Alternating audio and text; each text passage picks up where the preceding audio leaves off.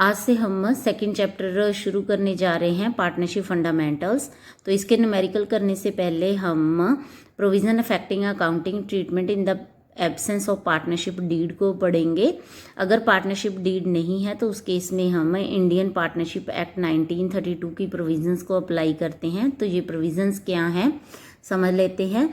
पहला जो क्वेश्चन है कि अगर डीड नहीं है तो पार्टनर्स अपना प्रॉफिट और लॉस कैसे शेयर करेंगे। तो इसका आंसर है कि पार्टनर्स अपना प्रॉफिट और लॉस इक्वली शेयर करेंगे।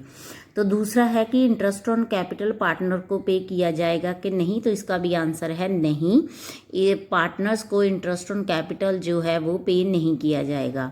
और नेक्स्ट जो क्वेश्चन है कि इंटरेस्ट ऑन ड्राइंग जो है वो पार्टनर से चार्ज किया जाएगा कि नहीं। तो इसका आंसर है नहीं, पार्टनर से किसी भी तरह का इंटरेस्ट ऑन ड्राइंग जो है वो चार्ज नहीं किया जाएगा। और नेक्स्ट है कि इंटरेस्ट ऑन एडवांस और लोन बाय पार्टनर, अगर पार्टनर ने फर्म को कोई लोन दे रखा है तो उस केस में अगर कोई भी इंटरेस्ट ऑन लोन डिसाइडेड नहीं है तो इस केस में पार्टनर को 6% पर एनम के हिसाब से इंटरेस्ट पे किया जाएगा। और जो इंटरेस्ट ऑन लोन जो है वो चार्ज अगेंस्ट प्रॉफिट है। इट मीन्स कि ये पार्टनर को पे करना ही करना है, चाहे प्रॉफिट हो चाहे ना हो। और रेम्यूनरेशन टू पार्टनर पे करेंगे पार्टनर को कि नहीं। तो इसका भी आंसर है कि नहीं, पार्टनर को किसी भी तरह का रेम्यूनरेशन पे नहीं किया जाएगा। और लास्ट जो है इम्पॉर्टेंट प्रोविज़न वो ये है एडमिशन ऑफ पार्टनर। तो पार्टनर की एडमिशन की जा सकती है कि नहीं। तो ये पार्टनर की आपसी सहमति पे डिपेंड करता है। जब तक सभी पार्टनर एडमिशन के लिए एग्री ना हो तब तक हम किसी भी नए पार्टनर को एडमिट नहीं कर सकते हैं। तो फर्स्ट क्वेश्चन रीड करते हैं। In the absence of partnership deed what are the rules related to salaries of partners. इसका क्या रूल है अभी हमने रीड किया। पार्टनर को सैलरी जो है वो नहीं पे की जाएगी, नॉट अलाउड। और दूसरा है interest on partners capital, partner को कैपिटल पे इंटरेस्ट पे किया जाएगा कि नहीं।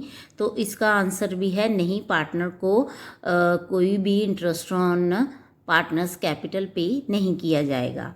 और नेक्स्ट है interest on loan by partner, partner ने अगर फर्म को लोन दिया है तो उस पे से इंटरेस्ट दिया जाएगा कि नहीं। तो इसका आंसर है कि 6% पर एनम के हिसाब से उससे इंटरेस्ट जो है वो पे किया जाएगा।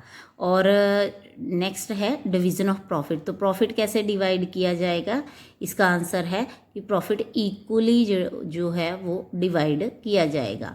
और नेक्स्ट है interest on partners drawing, partner की ड्राइंग पे किसी तरह का कोई इंटरेस्ट चार्ज किया जाएगा कि नहीं। तो इसका आंसर है कि नहीं, किसी भी तरह का इंटरेस्ट चार्ज नहीं किया जाएगा। और interest on loan to partner, तो पार्टनर को ने अगर कोई लोन फर्म से लिया है तो उससे किसी भी तरह का कोई इंटरेस्ट जो है वो चार्ज किया जाएगा कि नहीं। तो इसका आंसर है नहीं, पार्टनर से किसी भी तरह का इंटरेस्ट जो है वो चार्ज नहीं किया जाएगा। तो सेकंड क्वेश्चन रीड कर लेते हैं। Mahesh, Ramesh and Suresh are partners in firm, they do not have a partnership deed. At the end of the first year of business they face the following problems. तो उनकी प्रॉब्लम्स का हमें सोल्यूशन देना है। First जो प्रॉब्लम है, Mahesh wants that interest on capital should be allowed to the partner but Ramesh and Suresh not agree. तो महेश चाहता है कि इंटरेस्ट ऑन कैपिटल जो है वो पार्टनर्स को अलाउ होना चाहिए, पर रमेश और सुरेश नहीं चाहते हैं, वो सहमत नहीं है। तो महेश का जो यहाँ पे क्लेम है वो एक्सेप्टेबल नहीं होगा, क्योंकि in the absence of partnership deed partners को किसी भी तरह का इंटरेस्ट ऑन कैपिटल जो है वो पे नहीं किया जाता है। तो दूसरा जो क्वेश्चन है, Ramesh wants that partner should be allowed to draw salary but Mahesh and Suresh do not agree. तो यहाँ पे रमेश का क्लेम जो है वो एक्सेप्टेबल नहीं होगा, क्योंकि in the absence of partnership deed partners को किसी भी तरह का रेम्यूनरेशन जो है वो पे नहीं किया जाता है। और जो थर्ड प्रॉब्लम है वो है Mahesh and Ramesh want that Suresh should pay interest on loan given to him by the firm but Suresh does not agree. तो यहाँ पे महेश और रमेश का जो क्लेम है वो एक्सेप्टेबल नहीं है, क्योंकि in the absence of partnership deed partner को जो लोन दिया गया है फर्म द्वारा उस पर किसी भी तरह का इंटरेस्ट चार्ज नहीं किया जा सकता है। महेश और Ramesh having contributed larger amount of capital desire that the profit should be distributed in the ratio of their capital contribution but Suresh does not agree. तो रमेश और महेश चाहते हैं कि जो प्रॉफिट और शेयरिंग रेशो है वो उनकी कैपिटल कंट्रीब्यूशन के अकॉर्डिंगली होनी चाहिए, पर सुरेश एग्री नहीं है। तो यहाँ पे भी महेश और रमेश का जो क्लेम है वो एक्सेप्टेबल नहीं है, क्योंकि in the absence of partnership deed partner profit और लॉस को इक्वली शेयर करते हैं। तो हमने जो भी सोल्यूशन दिए हैं वो इंडियन पार्टनरशिप एक्ट 1932 की प्रोविजंस को ध्यान में रखते हुए। थर्ड क्वेश्चन रीड करते हैं। Following differences have arisen among P Q and R, state who is correct in each case. तो फर्स्ट जो केस है उसमें पी यूज 50,000। तो फर्स्ट जो केस है, P used 50,000 belonging to the firm and earned a profit of ₹5,000। Q and R want the amount to be given to the firm. P ने फर्म का 50,000 यूज़ करते हुए 5,000 का प्रॉफिट अर्न किया है। तो क्यू और आर चाहते हैं कि वो फर्म को ये अमाउंट वापस करें। तो यहाँ पे क्यू और आर जो है वो करेक्ट हैं। तो पी को फर्म को 50,000 प्लस 5,000 का जो प्रॉफिट है वो वापस करना होगा।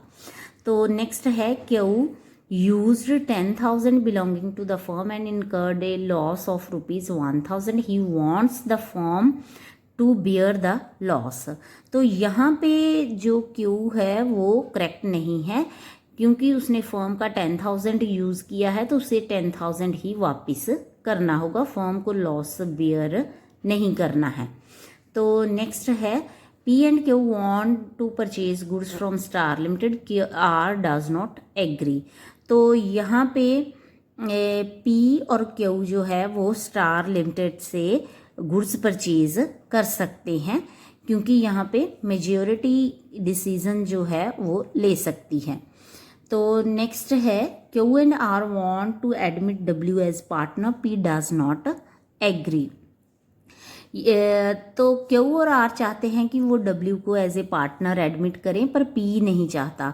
तो इस केस में जो है क्यू और आर डब्ल्यू को एडमिट नहीं कर सकते, क्योंकि पार्टनर की एडमिशन एक मटीरियलिस्टिक डिसीजन है, इम्पॉर्टेंट डिसीजन है। तो इसके लिए सभी पार्टनर्स की सहमति होना ज़रूरी है। तो डब्ल्यू को एज ए पार्टनर एडमिट नहीं किया जा सकता। यहाँ पे क्यू और आर करेक्ट नहीं है। R had given loan of 2 lakh to the firm. He demanded interest at 10% per annum. P and Q do not want to pay the interest. यहाँ पे P और Q करेक्ट हैं। R की demand जो है वो एक्सेप्टेबल नहीं है, क्योंकि in the absence of partnership deed partner के लोन पे 6% पर एनम के हिसाब से जो है वो इंटरेस्ट पे किया जाएगा। तो नेक्स्ट क्वेश्चन फोर्थ रीड करते हैं। Bose Sarkar and Chatterjee are partners in a firm and do not have a partnership deed. Bose introduce further capital 5 lakh 1 October 2020, whereas Chatterjee took a loan of 50,000 from the firm on 1 October 2020. Disputes have arisen among them on the following issues. तो पहला issue है, Boss demands interest at 10% per annum on 5 lakh being his extra capital. तो यहाँ पे boss की जो demand है, जो क्लेम है वो एक्सेप्टेबल नहीं है, वो करेक्ट नहीं है, क्योंकि in the absence of partnership deed partners को किसी भी तरह का इंटरेस्ट ऑन कैपिटल जो है वो पे नहीं किया जाता। तो नेक्स्ट है, Sarkar desire that his son Deep should be admitted as partner and he will give him half of his share. Bose and Chatterjee do not agree.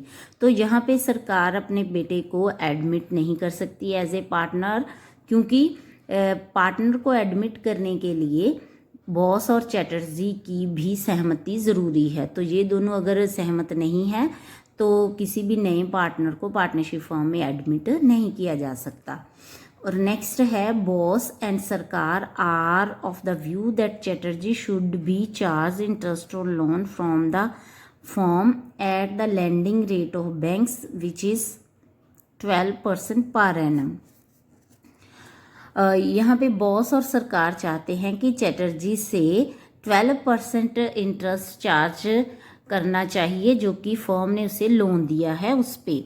तो यहाँ पे बॉस और सरकार का क्लेम एडमिटेड नहीं किया जाएगा, क्योंकि अगर कोई भी डीड नहीं पहले से बनी हुई है तो उस केस में फर्म द्वारा अगर पार्टनर को कोई लोन दिया गया है तो उस पर किसी भी तरह का इंटरेस्ट चार्ज नहीं किया जा सकता। तो नेक्स्ट जो इशू है वो है सरकार है withdrawn 50,000 from the firm for his personal use. Bose Chatterjee are of the view that Sarkar should charge interest at 10% per annum. सरकार का जो ड्राइंग है वो 50,000 का है और बॉस और चैटर्जी की डिमांड है कि उसे 10% के हिसाब से इंटरेस्ट चार्ज किया जाए। पर यहाँ पे बॉस और चैटर्जी दोनों का क्लेम जो है वो एक्सेप्टेबल नहीं है, क्योंकि अगर डीड पहले से नहीं है तो किसी भी पार्टनर से कोई भी इंटरेस्ट ऑन ड्राइंग चार्ज नहीं किया जा सकता। फिफ्थ क्वेश्चन रीड करते हैं। A and B are partners since 1 April 2020 without a partnership deed. They introduce capital of ₹35,000 and ₹20,000 respectively. On 1 October 2020, A gave loan of 8,000 to the firm without any agreement as to interest. Profit and loss account for the year ended 31st March 2021 shows a profit of ₹15,000. Partners cannot agree on the payment of interest and on the basis of division of profit. You are required to divide the profit between them, giving reason for your method.